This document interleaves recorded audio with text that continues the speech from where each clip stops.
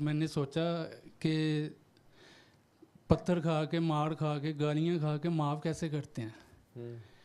तो इतने में ना मैंने पाँव चारपाई पर रखा तो मैं अपने लेसिस बांधने शुरू कर दिए। चारपाई किस जगह पे थे आप? घर में ही थे? नहीं, जहाँ पे मैं जॉब करता था ना, उसके हाँ। प्लाजे की बेसमेंट पे। हाँ जी। तो वहाँ किसी की चारपाई पड़ी थी?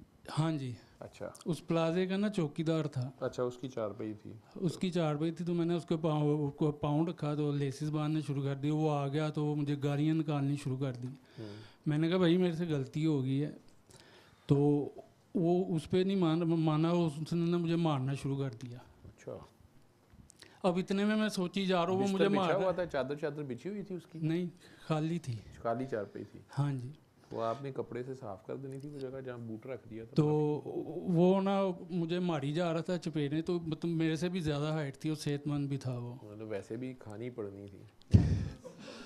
तो वो चपेड़े मार रहा था मुझे लेफ़्ट राइट मेरे मुंह के ऊपर, और मैं ये कह रहा हूँ कि सर अब मैं क्या करूँ, अब मैं क्या करूँ। तो उतनी देर में ना वो रुक गया, मतलब इतनी उसकी हाइट थी कि मैं भी नहीं उसको पकड़ पा रहा था। तो मैं रुक गया। तो मैंने सोचा अब ये मेरे दिल में चल रहा है कि सर मैं क्या, ये ऑटोमेटिकली हो रहा था। तो मैंने कहा सर ये कि मैं क्या करूं। मैं थोड़ी देर रुका तो वो ना एक दिल में आवाज़ आनी शुरू हो गई, जैसे आप कह रहे होते कि नबी पाक सल्लल्लाहु अलैहि वसल्लम ने भी पत्थर खा के मार, मतलब इतनी तकलीफ़ें सह कर भी माफ़ ही किया है। तो मैं पीछे जाके सोचा, मैंने कहा या अल्लाह मैंने भी इसको माफ़ कर दिया। अब मैं ऊपर चला गया। अब वो बंदा वो आया उसके बाद ना वो राइफ़ल लेकर ना तो फिरने शुरू हो गया बाहर। अब मैं शीशे से देख रहा था समझ आ रही। और मैं ना डर के मारे अब बाहर भी नहीं जा रहा था कि यार ये ना हो के फिर आंखें आंखें मिले और वो खारबाजी में फिर कोई बात शुरू हो जाए। अच्छा, तूने अभी भी आंखें मिलानी थी उससे? मतलब होता है ना कि तुमने फिर मेरी तरफ क्यों देखा है। मैं तुम सारों को, कैफियत वालों को जितने हो, मैं सारों को कह के थक गया हूँ कि अखा च वेखी नहीं होता कि लिफ्ट कराते ही नहीं, चुप करके अपनी दुनिया में फिरते हैं। लेकिन तुम लोग अपनी कैफियतें बढ़ाते ही तब हो कि तुझे यार ना आके एक बारी घूरी पानी होती है, ठीक है, उसके बाद पता चलता है कि अग लग गई है या उधर लग गई है तो अग लग गई।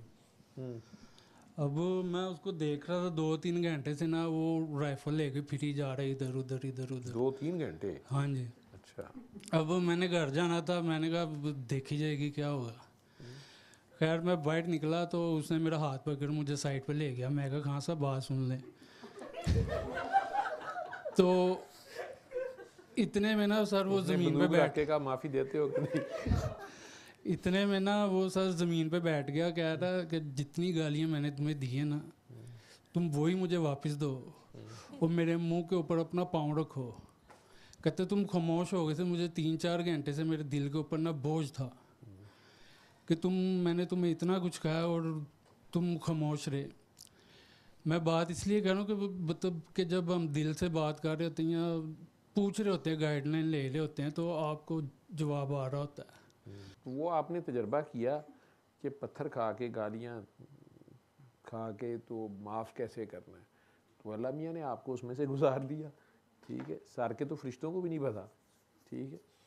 अब आपको तजर्बा हुआ, लेकिन आपने माशाल्लाह, बड़ी अच्छी बात है कि अल्लाह मियाँ ने ये ज़रा ख्याल रखा कि वो थोड़ा आपकी हाइट का होता, आपसे कम हाइट का होता, तो आपने ये बाद में सीखना था कि मार के माफ़ी कैसे खानी, ठीक है। वो उसका जुस्सा भी ऐसा था, तो ऊपर से पठान था, और पठान आजकल बेचारे उन्होंने गुस्सा बड़ा है, तो फिर जो किधे दे कढ़ सकते हैं कढ़ देंगे ने, ठीक है। उसने फैंटी भी तेरी लगा दी। उसके बाद बंदूक उसने एहतियातन रखी। वो सोचता रहा कि ये बंदा किस चीज़ का बना हुआ था, इसको इतनी गालियाँ निकाली हैं, इतना मारा है। तो बाद में उसे एहसास तो हो गया कि यार ये चारपाई पे उसने पाँव ही रख लिया था, माफ़ी भी मांग रहा था, मेरे से ज़्यादती हो गई। क्योंकि बंदा तो अच्छा ही था, शायद कोई नमाजी परहेजगार था। वो उधर ही सारा रात जो चौकीदारी करेगा प्लाजे की, एक हालत एमरजेंसी में, थ्रेट में रहेगा, क्योंकि ज़ाहिरी बात है चोर डाकू कोई भी आ सकता है। उस रात उसी हालत में आखिर में उसका सुकून उस चारपाई पे है।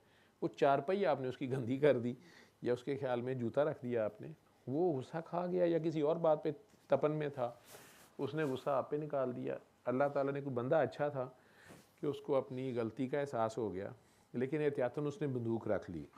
तो उसने कहा कि हो सकता है कि ये गया तो चुप करके है, अभी कोई तमंचा ना ले आए, कोई 56 छुरी ना बन के आ जाए। तो वो बंदूक उसने एहतियातन रखी साथ। उसके बाद जब आप हत्थे चढ़ गए तो फिर उसने देखा कि आप वाकई शरीफ आदमी हैं, इसलिए वो साइड जाके शुरू हो गया कि यार मुझे मारो, मुझे मेरे मुंह पे पाँव रखो, क्योंकि उसे कोई वाक़या याद आ गया, सैयदना अबू ज़र गफ़ारी वाला, सैयदना बिलाल वाला, या कुछ जो भी उसे याद आ गया। अल्लाह ने उसके दिल में डाला ना, वो अच्छा बंदा था तो अल्लाह ने उसको एहसास गुनाह में डाल दिया और उसे तौबा की तौफीक दी।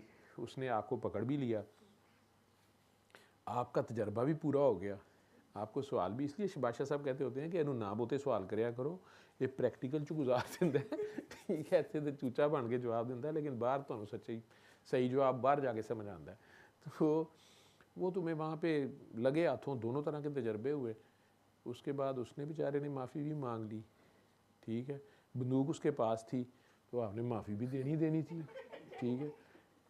बल्कि मेरा ख्याल है तुमने जेब भी सारी दिखा दी होगी कि भाई सारी माफ़ी देती है, कोई चीज़ नहीं है। तो चलो तजर्बा हो गया, आइंदा इस तरह के सवाल ना करना।